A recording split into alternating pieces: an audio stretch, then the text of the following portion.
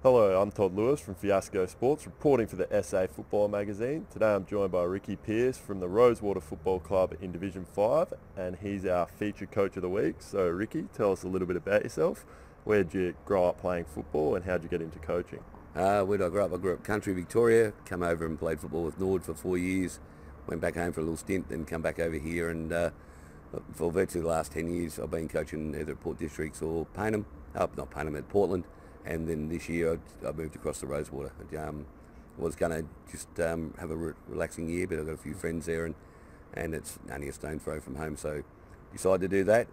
Bit of a challenge being Divi 5 because I've been in the Divi 1 and 2 for the last sort of 10 years, so I thought, well, why not? Yeah. What do you find the differences are between the standard of Div 1 and 2 and Div 5 and how you adapt your coaching with that?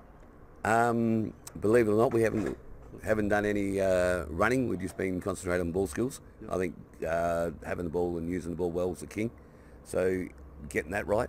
The fitness, what we're dealing with, we're coaching kids coming through the system, like from under 16s and 18s into our club.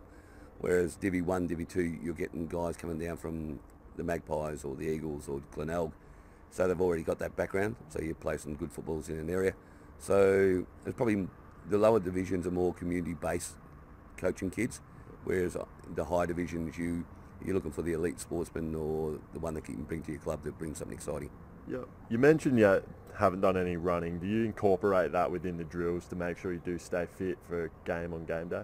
Oh, very much so. Yeah, trying to get the fatigue in the legs and then finding targets. You know, I think otherwise in the lower divisions, if you run, the guys will get bored and then you won't see them for a few weeks. So what we've been doing is just getting them the workload in their legs while they're doing the training drill. Yeah.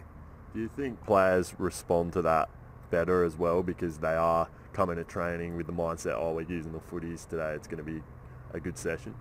How would you respond to it?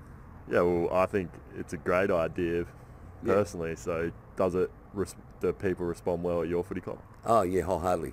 We training numbers have been pretty good, and it gives the guys that need to touch the football.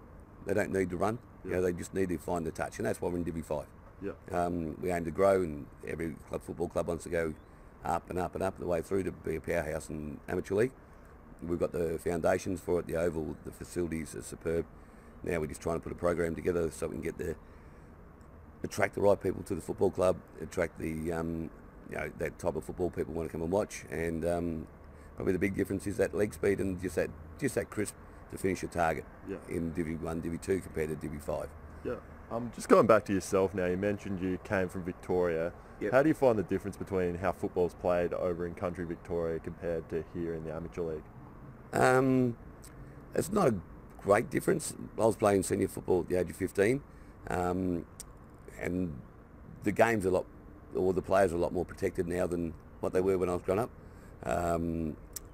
If you got a biff, that was a part and parcel of the game. You know, he always does that, so it's acceptable. But whereas now the head's protected, the legs are protected. The umpires probably need to catch up with amateur league. I think the lower divisions you go, the older umpires are doing it, but what they do in the umpire from 50 to 100 metres off the play, and not like the Divi 1 umpires who are 30 metres away. Yeah. So just if we can get all that combinations together, I know the amateur league are working through with the umpires to get a good base and an even base right across the board, and they're doing a wonderful job. We all have good days, we all have bad days. Yeah. Yeah, okay, we'll just move on to the club now. Are there any club sponsors you'd like to mention from Rosewater that keep the club running on a Saturday? Oh, even before you even get to the sponsors, the volunteers. Yeah. Enormous amount of volunteers from the football club, the Chapmans. You've got BC, who's a C-grade coach, and they're there all the time. Then you have John Reardon, Financial Services. You've got TNA Electrical, who is Timmy Morris, who's also a committee member. I think Dave Benson Caravans have just come on board. Alberton Hotel, which is a very popular place in down the port. Their support for the football club has been there for a long time. I think even Pete Bryan coached the football club back in the 70s, and so a lot of great sponsors around the area, so we're lucky to have them. Okay, thank you, Ricky. I'm Todd Lewis from Fiasco Sports, reporting for the SA Football Magazine. Today I've been joined by Ricky Pearce from the Rosewater Football Club, and he's our featured coach of the week.